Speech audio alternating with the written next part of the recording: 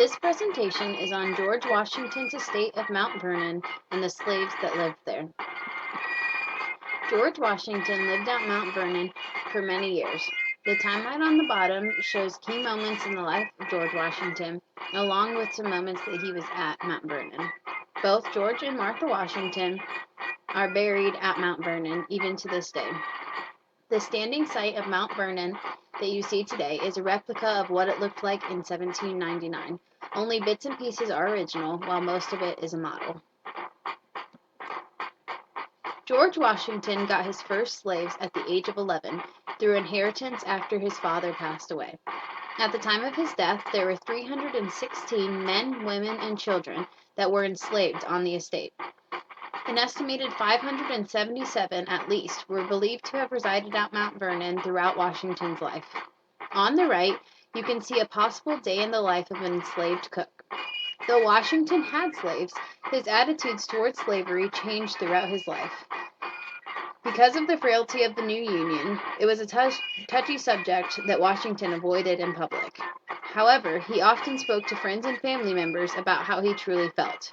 In his will, he wrote the freedom for 123 slaves to happen at the time of his wife's death. However, Martha, his wife, freed those she was able to while still alive in 1801.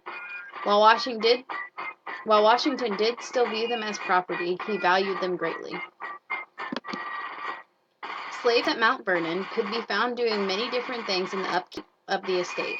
Those included working in the fields, in the kitchen, as shoemakers, seamstresses, washerwomen, working in the stables, or working as blacksmiths, plus many others. It's safe to expect that the majority of the enslaved at Mount Vernon worked the fields and landscape of the 8,000-acre estate. Washington loved every detail that went into it and took pride in the landscape.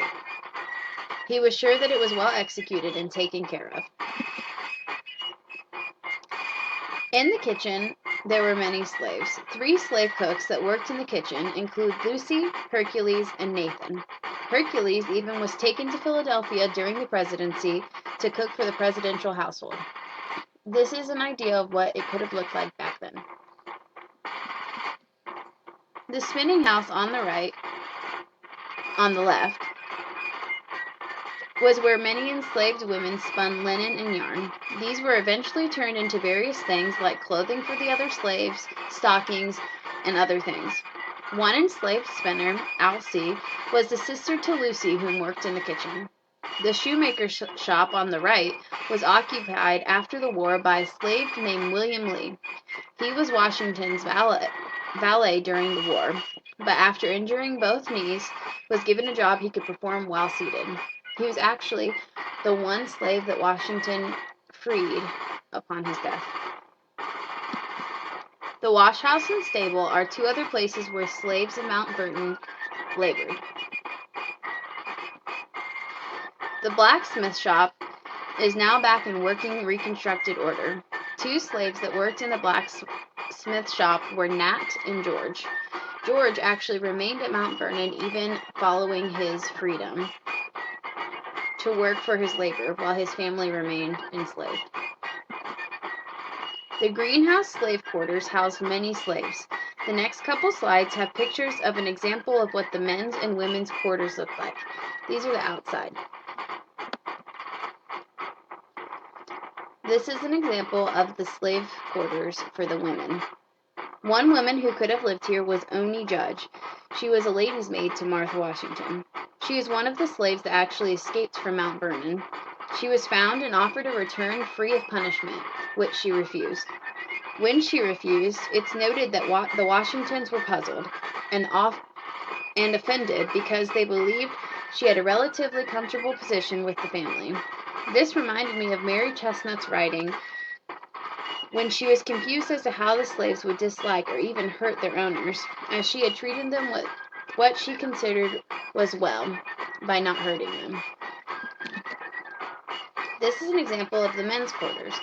Here and in the women's quarters, slaves lived, raised children, cooked, ate, laundered, and more. This is Casey. Stony Point. Janissaries March. All of this after their long day of work was over. This reminded me of the contradiction of Jefferson's and Douglas's writings, when Jefferson claimed blacks needed less sleep, yet Douglas described how much they had to fit into their allotted sleeping hours to prepare for the next day.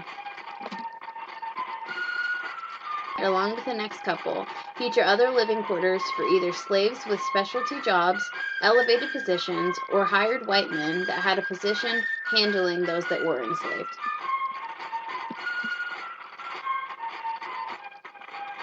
The final living accommodation mentioned at Mount Vernon today is the replica of a family slave house. Slave families that worked on the outlying farms lived in cabins exactly like this one. Though the law did not recognize marriage among slaves, Washington did.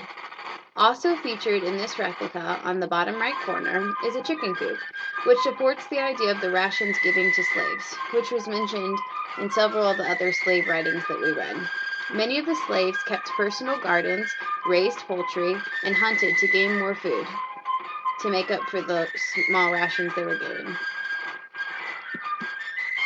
Finally, the coolest slave feature at Mount Vernon is the Slave Memorial.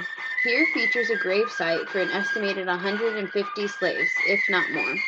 Though the identity of who exactly is buried there remains unknown, it is a tribute to all that poured their unwilling blood, sweat, and tears onto the estate.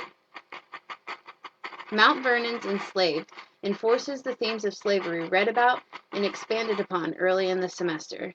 It's rich in history, documents, and story after story of those who lived the true Southern life in the time frame of our readings.